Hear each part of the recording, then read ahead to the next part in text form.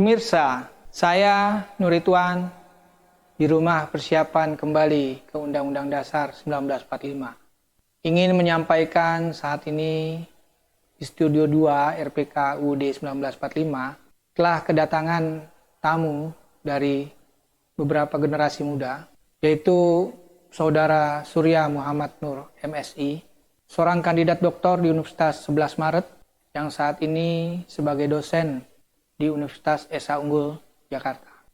Yang kedua, Saudara Tunjung Budi Utomo, akademisi dan pengurus dari Persaudaraan Tani dan Nelayan Indonesia. Yang ketiga, Saudara Hayum, seorang aktivis dari Koalisi Masyarakat Merah Putih dan Gerakan Pemuda Islam atau GPI.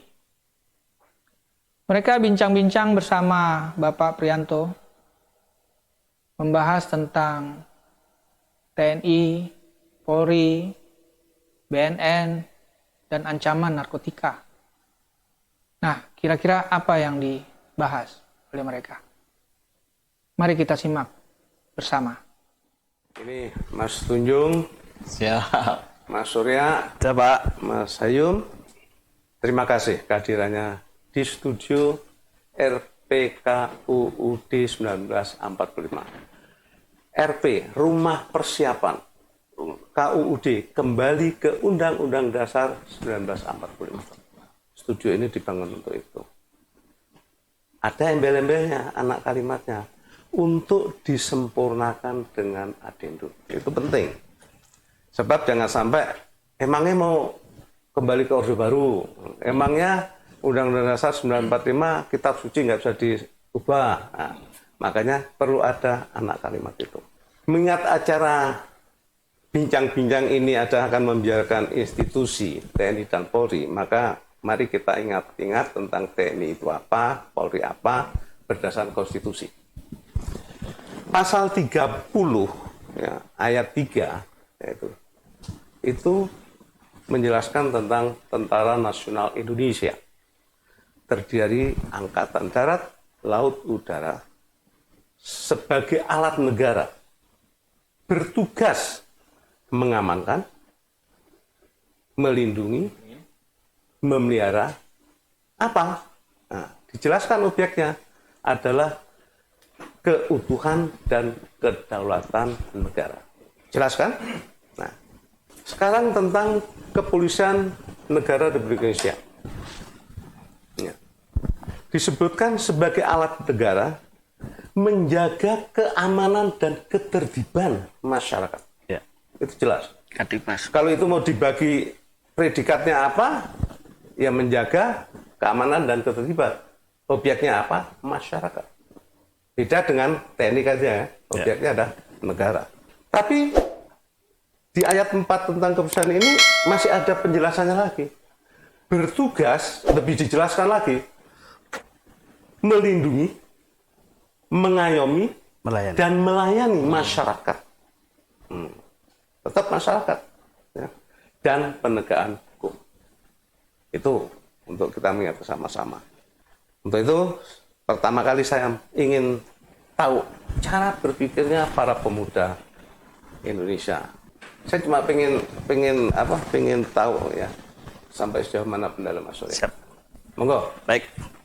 Pak Pri, terima kasih atas undangannya di RPK KUUD 45 terkait dengan AMI dengan TNI itu ibaratkan rel kereta api.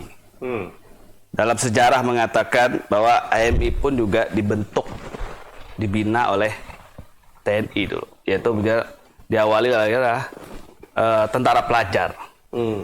Ya kan? Dulu sekali pernah ada sejarahnya di konstitusi kami, AMI. Itu AMI punya baret, Pak. Hijau malah. Cuman karena perkembangan sejarah dan perubahan konstitusi, ADRT, akhirnya baret dilepas, dikhawatirkan terlalu militerisme, akhirnya menjadi MUTS, kopiah yang hijau hitam yang pernah dilihat mas kali. Nah, terkaitan dengan himpunan mahasiswa Islam, ketika saya dengan waktu itu jadi Sekom, ya memang kita sepakat ya Pak, tentara itu dia menjaga kedaulatan, ya kan? dia sifatnya adalah menjaga kedaulatan negara. Nah, tetapi di dalam negara kan ada rakyat. Nah, bersama mahasiswa lah, karena ada tagline-nya adalah tentara bersama rakyat. Ya, Pak ya. Nah, kalau kaitan dengan sejarah HMI dengan, balik lagi, sejarah HMI dengan TNI, itu tidak pernah lepas. Dan saling mendukung lah, Pak. Ketika ada polemik, nah nyambung ya Pak ya, ketika ada polemik hari ini, ya kita tidak boleh berapriori priori lah terkait dengan tentara, dengan polemik yang terjadi katanya dui fungsi ABRI dan selainnya. Kalau saya memandang kita jangan terlalu dikotomi bahwa memang dulu di zaman Soeharto kita lihat bahwa tentara dilibatkan dalam politik. Tapi kalau lihat yang hari ini di beberapa media pun juga beberapa berita, ya kalau saya baca sih tidak ada arah ke sana. Justru ingin bagaimana menyelamatkan negeri ini dari ancaman luar. Kalau tadi Bapak mengatakan bahwa siapa yang dijaga oleh TNI, yaitu negara. Nah, karena ancaman dari luar itu bisa masuk lewat mana saja, kan gitu. Nah, kalau kaitannya dengan kita, akhirnya sekarang saya jadi berpikir bahwa mahasiswa dulu ya Pak, sekarang saya jadi dosen ya Pak. Ya, dosen. Nah, perspektif dosen, kalau kita lihat dulu perspektif mahasiswa ya wajar. Ketika ada pergolakan, ada kritik, karena kan kritik itu kan untuk bagaimana membangun ya Pak ya. Nah, kalau saya memandang, ya memang prosesnya kurang terbuka. Nah, ini sekarang perspektif saya sebagai masyarakat yang masuk dalam kalangan akademis. Yeah. Saya sebagai dosen, saya melihat proses pembuatan undang-undangnya memang cenderung kelihatan tertutup. Andaikan itu terbuka dan diberikan di dalam publik, tidak ada polemik itu. Kalau memang terjadi, tidak ada di fungsi ABRI. Karena kalau kaitannya dengan, saya coba masuk ke teori ya. Iya. Ya. Kalau bicara dengan legitimasi, di sana ada teori legitimasi politik bahwa kalau misalkan ini pemerintah bersama TNI ingin memperkuat di TNI, maka memang ada komunikasi yang harus dibangun. Siapa? Kepada publik.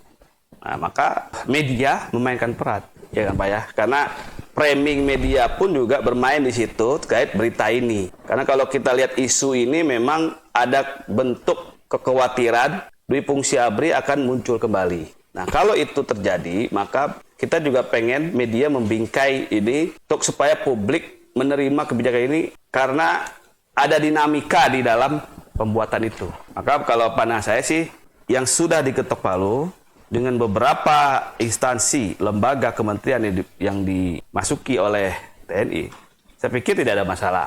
Cuman prosesnya memang kita perlu kritisi. Kok agak tertutup. Nah, bagaimana mungkin pemerintah memberikan pandangan kepada publik untuk meyakinkan pada publik bahwa RUU ini tidak ada masalah. Justru memberikan kesempatan bagi TNI yang akan purnawirawan atau TNI aktif untuk menjaga negara kita dalam sektor lain. Nah, ada kekhawatiran nanti terjadi politik praktis. Nah, kalau saya mandang justru politik praktis yang terjadi hari ini di tentara kayak tidak ada. Kalaupun ada, ini yang harus kita kritisi. Karena kalau masuk di dalam lembaga, pikir nggak ada. Tapi kalau misalkan dia masuk ke partai politik, tapi dia tentara aktif, lalu masuk ke DPR, menjadi anggota DPR, tentara aktif, nah itu yang harus juga kita kritisi. Nah, dalam undang-undang ini saya pikir sepertinya nggak ada. Nggak ada. Hanya untuk tadi, balik lagi, untuk bagaimana mengamankan negara kita, kedaulatan kita dari sektor yang lain. Seperti itu, Pak. Terima kasih, Mas Surya. Kandidat doktor bidang komunikasi. Ya, sudah meninjaunya dari komunikasi. Jadi, Mas Surya, Mas Tunjung, Mas Ayum, silahkan buka episode ke-11 dari RPKUUD. Ada Pak Bambang Wibowo, wartawan senior, 2 masa Orba sama sekarang ini, beliau menjelaskan, memang benar, dulu zaman Pak Harto itu akan membuat undang-undang, ya kan, atau kebijakan, itu mesti belanja, persoalan belanja pendapat di masyarakat. Itu belum menjadi naskah akademik, baru akan membuat naskah akademik. Setelah jadi naskah akademik juga dipasarkan lagi, disosialisasikan. Sehingga para tokoh-tokoh pakar itu ikut memiliki. Malah untuk selanjutnya para pakar tokoh itu ini bikinanmu, ini pikiranmu. Nah, ikut sosial. Itu betul. Terima kasih. Ya, memperkuat episode ke-11 dari RPKUD. Ya. Nah, yang terakhir tadi, kehadiran pemerintah memang itu juga ada di dalam RPKUD itu. Saya mengatakan, wahai juru bicara pemerintah, bicaralah. Nah, gitu loh. Jangan sampai ya media di Indonesia ini penuh sesak dengan pertikaian-pertikaian yang nggak jelas. Itu harus ditenang. Ya kan? Oke, makasih. Closing statement singkat, Mas Surya. Siap. Baik, Pak. Kalau statement saya terakhir adalah bahwa di awal TNI bersama rakyat, karena ada konsep ATHG, ancaman, tantangan, gangguan, hambatan. Nah, inilah garda terdepan ada di TNI. Keamanan negara dalam lini manapun. Nah, terkait tadi kita diskusi tentang narkoba. Ya, saya sepakat ketika TNI diperbantukan untuk penanganan narkotik, teroris. Tapi ketika sudah masuk dalam penyidikan yang ranahnya pidana, yaitu sudah masuk ke kepolisian. Nah, ini harus saling saling memperbantukan. Nah, pikir itu. Terus yang terakhir, media juga jangan, buat teman-teman media, izin Pak, juga jangan terlalu memframing seolah-olah akhirnya masyarakat berpikir pengalihan opini, ya kan, dan lain-lain. Apakah ini akan terjadi dui fungsi ABRI atau TNI?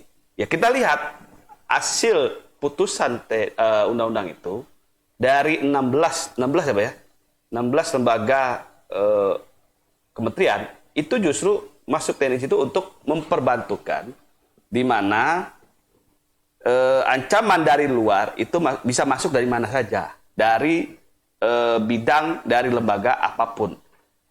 Bisa jadi nanti justru di bidang kependidikan juga ada bahwa ideologi radikalisme. Nah, ini kan siapa yang mau mengkanter di luar itu? Dia tentara kan.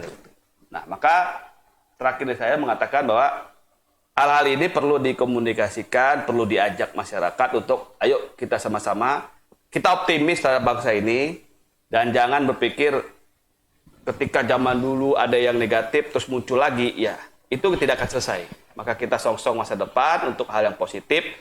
Ketika ini hasilnya baik, positif, ya kita dukung. Terima kasih Pak. Oke, makasih.